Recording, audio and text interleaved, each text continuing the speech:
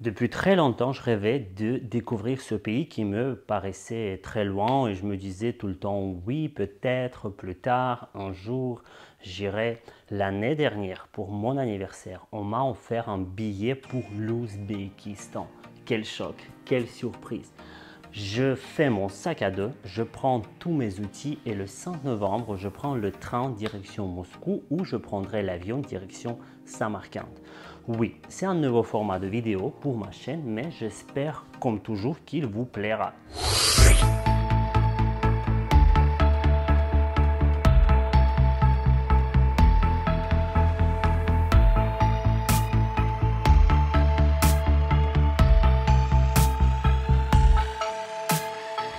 Je vais essayer de vous montrer et de vous parler de tout ce que j'ai vu et j'ai vécu dans ce super pays.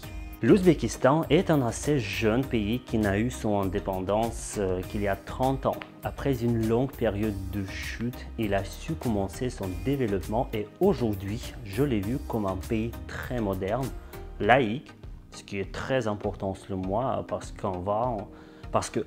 qu'avant, voilà, je l'imaginais très religieux. Venir dans ce pays est très simple. Il y a des aéroports dans plusieurs villes, y compris de toutes petites villes. Moi, je devais atterrir à Samarcande, qui se trouve au centre du pays, mais à cause du sommet des pays turcophones ou quelque chose comme ça, l'aéroport d'arrivée a été changé pour celui de Navaï.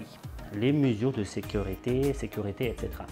Ça, j'ai découvert dans le train navet de Moscou quand j'allais à l'aéroport et j'appréhendais quand même. Mais la compagnie aérienne a organisé des bus qui nous ont amenés à Samarcande. On a atterri à Navaï et à 4 h du matin et hop, on est à Samarcande vers à peu près 8 h du matin. 4 heures de plus quoi. Mais qu'est-ce qui m'amène dans ce pays? C'est bien sûr la cuisine, la culture, l'architecture et les gens. Mais chacun a son tour.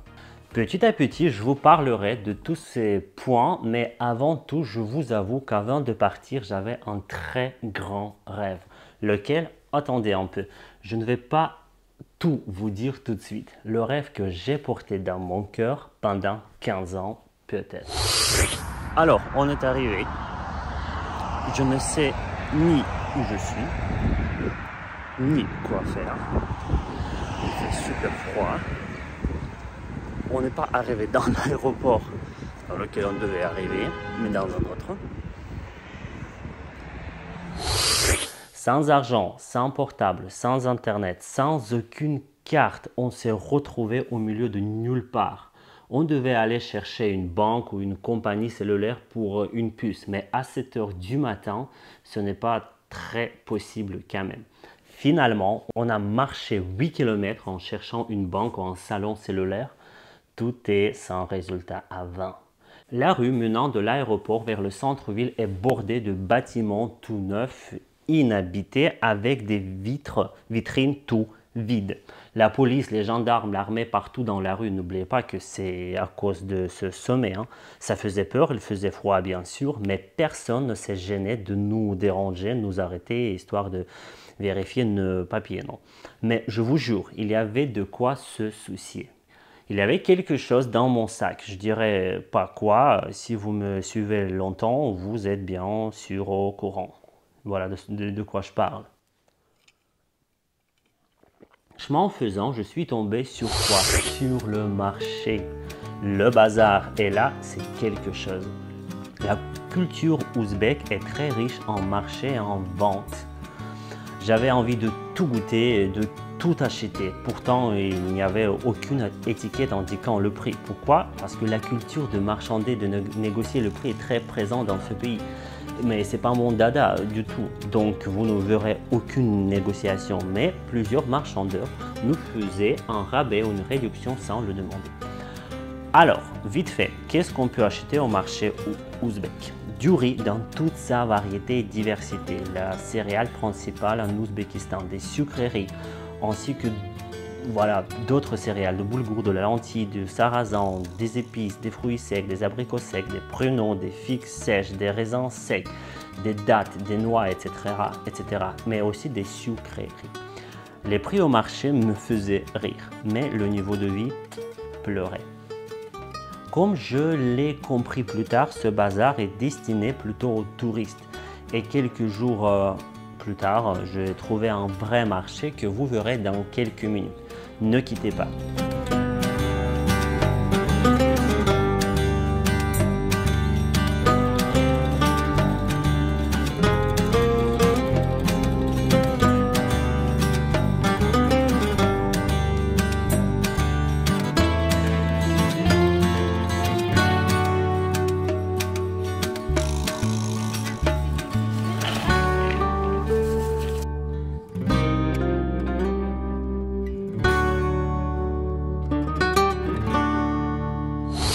Juste derrière ce marché de Sinap s'ouvre un ensemble architectural de Bibi Kanoum ou Kanim.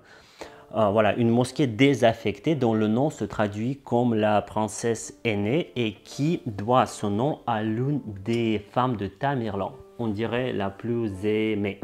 La construction de cette imposante mosquée intervint à partir de 1399 et s'acheva 5 ans plus tard. On nous a offert une très bonne excursion guidée en russe.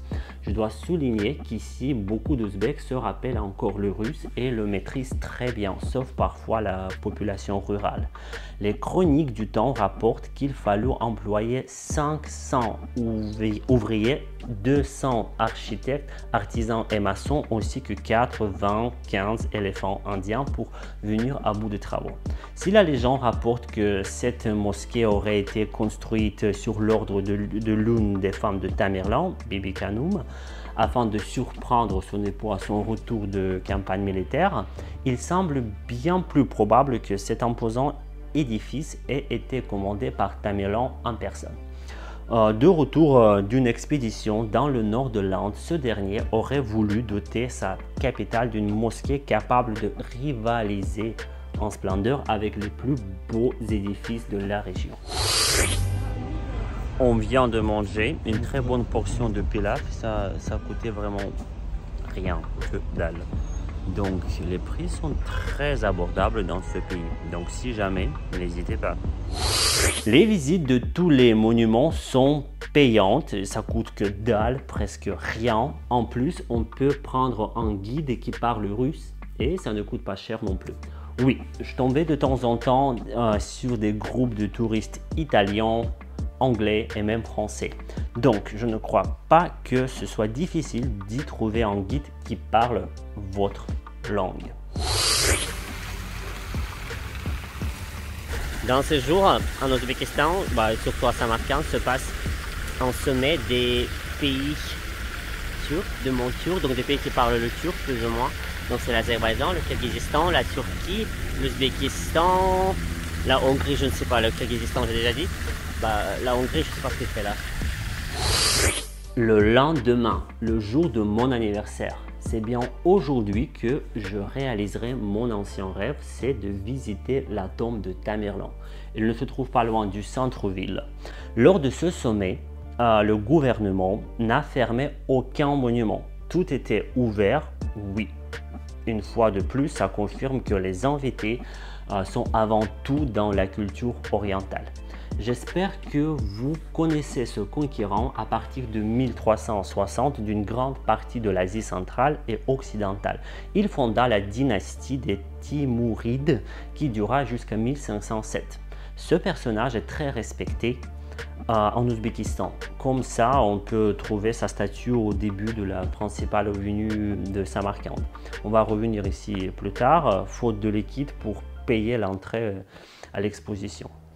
En Ouzbékistan, il y a toujours beaucoup de familles russes, du coup, trouver une église orthodoxe ici ne vous posera pas problème si vous pratiquez.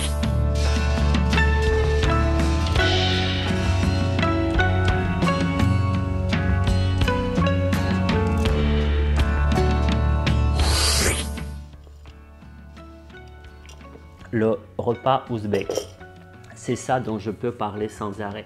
Elle est sublime, tout comme moi. Hein. La cuisine ouzbek est très variée et malgré tout, c'est ma cuisine préférée. Le foie gras, les huîtres, les viennoiseries, le coq au vin, le cassoulet, la choucroute ne font pas partie de la cuisine ouzbek. Et c'est vraiment burk devant elle. Le pilaf, les mantis, le pain traditionnel, la soupe de mouton à pois chiches. Je sens l'enfer s'ouvrir sous mes pieds quand j'en parle. Les rues centrales et touristiques sont bordées de petits cafés, de petits restos et bistrots servant des plats ouzbeks. Faites attention au four traditionnel tandir qui sert à cuire des samsas à la viande, aux fines herbes, à la citrouille et aussi du pain traditionnel. Ça donne l'eau à la bouche, sans aucun doute. Apportez-vous des souvenirs depuis vos voyages. Visitez l'Ouzbékistan et en revenir sans un chapon, la robe matelassée nouée avec un foulard traditionnellement ouzbek, impossible. Et je m'en suis acheté un. Mais j'aime pas trop les souvenirs, j'en achète rarement parce que je crois que les meilleurs souvenirs doivent être gardés dans les mémoires. Et bien sûr, je me suis acheté des épices. Oui, cette fois-ci, coupable. Continuons notre découverte de cette ville et bien sûr, je dois mentionner l'ensemble principal de la ville qui est le Réguistan ou le Réguistan. Le Réguistan est l'ancien cœur de la ville de Samarcande. Le nom de Réguistan signifie place sablonneuse. Aucune idée de ce que ça signifie en persan. Il existe une place du même nom au centre de la ville de Boukhara qu'on visitera dans quelques jours. À l'époque, il abritait une médersa, une école religieuse musulmane. Il constituait des mosquées, des auberges d'élèves, de salles d'études et d'autres bâtiments. Même si cet ensemble est emblématique et très beau, je n'ai pas aimé le fait qu'il y a trop de marchands dedans et aujourd'hui il s'est tourné en véritable centre commercial, débordé de souvenirs, d'aimants, de cartes postales. J'espère déjà que vous avez reçu les vôtres. Ne gardez pas de choses, gardez des souvenirs dans la mémoire. Une fois à Samarcande, vous devez absolument visiter cet endroit. Du coup, oui, ce sont des photos de Réguistan dont votre fil Instagram est encombré quand vos amis partent en Ouzbékistan, oui, pour fuir. Ok, toute la variété de marchandises est présente là. Par ailleurs, comme partout, des tapis, j'imagine pas de touristes qui s'en achètent et qui viennent comme ça à l'aéroport. Voilà, pour enregistrer leur bagage. Oui. Des robes traditionnelles, des chapons, des thés d'oreiller, des draps, des serviettes, etc. Moi, perso, je crois que s'il y avait moins de vendeurs, ce serait beaucoup plus accueillant et plus beau. Mais bon.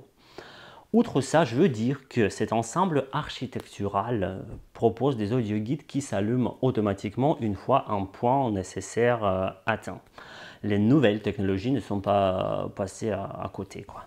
Et voilà, mon rêve est en train de se réaliser. Mais finalement, pour être juste, je dois dire que mon but et mon rêve, ce n'était pas d'aller à Samarcande dans l'Ouzbékistan, c'est d'y aller bien sûr, mais plutôt de voir la tombe de Tamerlan et ce que je vais faire tout de suite. Quand j'étais plus jeune, je m'intéressais beaucoup à l'histoire du Moyen-Orient et surtout à celle de Tamerlan. J'étais surtout, encore une fois, fasciné par une légende qui disait que si on ouvre sa tombe, une guerre éclatera. Le guide homonyme, aussi Timur, c'est bien comme ça qu'on appelle Tamerlan en Ouzbékistan, nous a confirmé ça en disant que la grande guerre patriotique de 1941-1945 a commencé la même année qu'on a ouvert sa tombe et elle s'est mise à tirer à sa fin. L'Union soviétique a commencé à remporter l'année où on a réenterré son corps. Si c'est vrai ou faux, si vous y croyez ou pas, dites-le moi en commentaire. La vraie tombe se cache sous terre et aujourd'hui on ne peut voir que son simulacre. Hélas.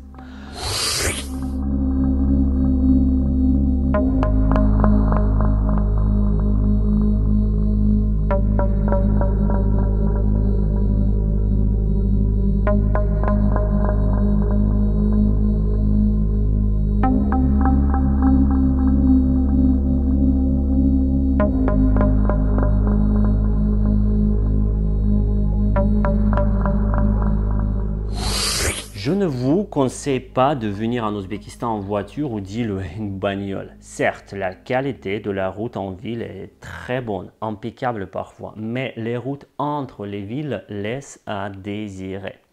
4 heures pour faire 100 km, c'est quand même trop. Oui, en revenant à mon arrivée dans un autre aéroport que prévu. Mais la façon dont on conduit et le comportement envers les piétons sont dégueulasses. Pardonnez-moi de le dire, mais c'est ça. On klaxonne pour n'importe quelle raison. Et sans raison.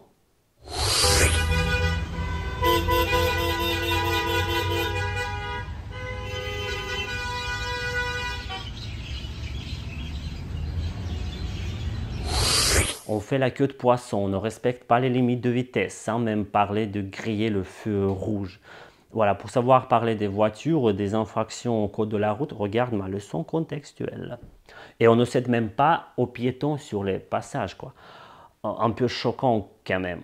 Par contre, pour se déplacer en ville ou entre les villes, optez plutôt pour le taxi qui n'est pas cher du tout. Un aller simple centre-ville aéroport m'a coûté 1 €. C'est dingue.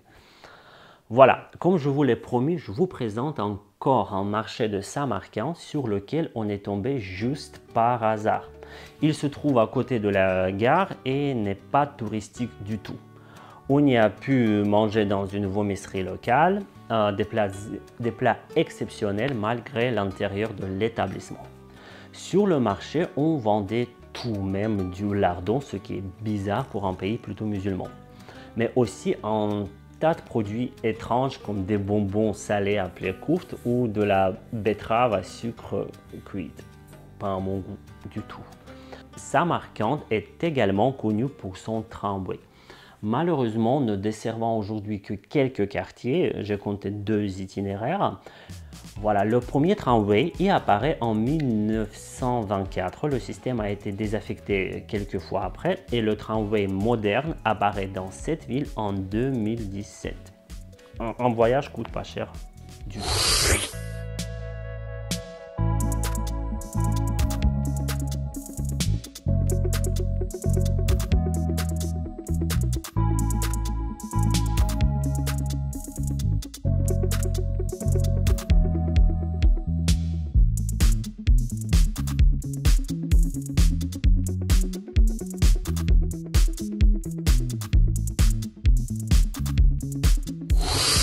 L'Ouzbékistan a plein de lieux sacrés dont Char Izinda qui représente un ensemble de mausolées et de mosquées notamment construits au XIVe et XVe siècle, situés au nord-est de Samarcande. Bien sûr que c'est un endroit à ne pas manquer. Le site se trouve au sud de la nécropole qui occupe la partie méridionale de la colline d'Afrosiab, voilà, et qui comprend plusieurs cimetières, dont un cimetière juif et des mausolées plus récents, parmi lesquels figure celui d'Islam Karimov, le premier président de la République. Voilà, et retenez le mot Afrosiab, on y reviendra assez bientôt. Les plus anciens édifices datent du XIe siècle, les plus renommés étant les mausolées de Touman Aka 1405 et de Koutlou Aka 1361, deux des épouses de Tamerlan. Les façades des portails sont généralement richement décorées, céramique émaillée et sculptée, briques émaillées, inscriptions calligraphiques en arabe et en persan, dessins floraux et géométriques. Très fascinant, très foisonnant.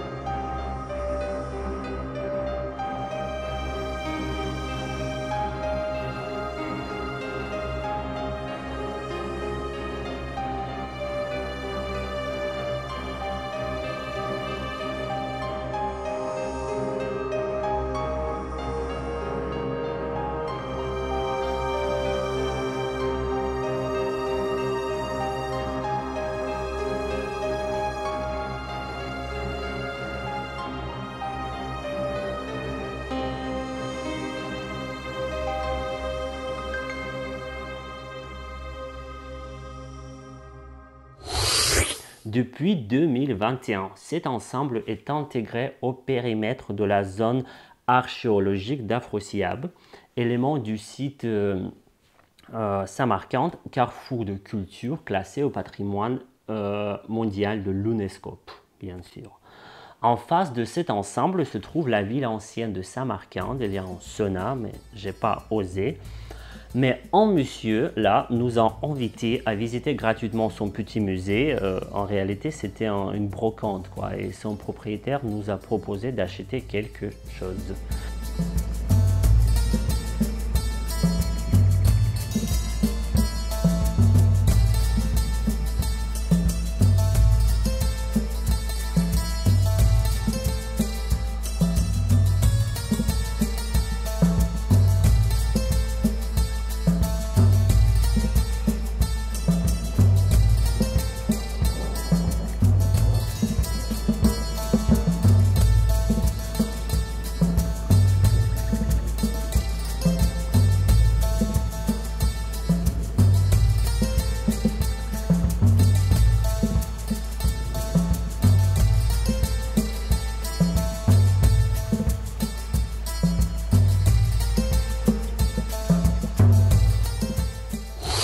J'ai pris quelques anciens billets d'argent en tant que souvenir. Ouais. Celui qui n'achète pas de souvenirs. Ouais. Voilà, c'était Samarcande comme je l'ai vu en 2022. Mon coup de cœur pour toujours. Ça vaut le coup d'y venir et d'y revenir, ne serait-ce que pour 3 jours. Le lendemain, je prendrai le train direction Bukhara, mais ça va être déjà une autre vidéo. J'ai pas visité tout ce que j'ai voulu dans cette ville et je pense y revenir. N'oubliez pas de me mettre j'aime, de devenir sponsor de la chaîne pour que votre nom apparaisse dans chaque vidéo. Pour recevoir des cartes postales de mon chaque voyage, laissez un commentaire et dites si la vidéo et ce format vous a plu. Bisous.